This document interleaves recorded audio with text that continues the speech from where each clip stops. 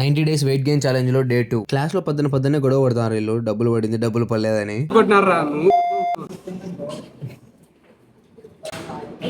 చూడు పెద్ద ఏం ఏ, 6 minutes 400 లో కొట్టినాడా 400 కొట్టినాడా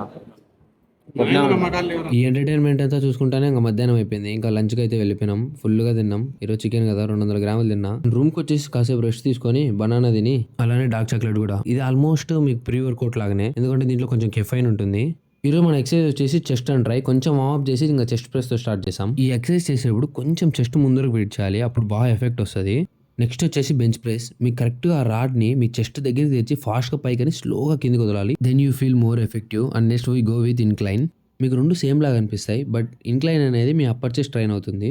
ఇప్పుడు మీరు చూస్తున్న ఎక్సర్సైజ్ అయితే చాలా పేర్లు ఉన్నాయి, పిడో కోడ్ పడో కోడ్ అని. అవన్నీ మనకొద్దు, just we call butterfly, it's better. ఈ ఎక్సర్సైజ్ వచ్చేసి మీ చెస్ట్ ని ఎక్స్ప్లెయిన్ చేయడానికి. మీరు మొత్తం వదిలి లాస్ట్ వరకు వదిలిన తర్వాత మళ్ళీ స్లోగా ముందుకనాలి, అప్పుడు మీకు మంచి ఎఫెక్ట్ వస్తుంది.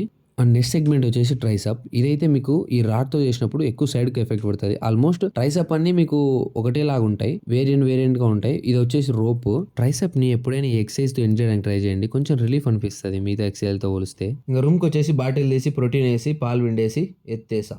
అండ్ ఫ్రెష్ అప్ అయి ఫ్రెష్ గా చపాతీ గుడ్డు తినేసి ఇంకా ఎగ్జామ్స్ అయితే దగ్గరలో నేను భయపడేసి మ్యాథ్స్ బుక్ తీసి చదివేసిన. Okay then bye bye.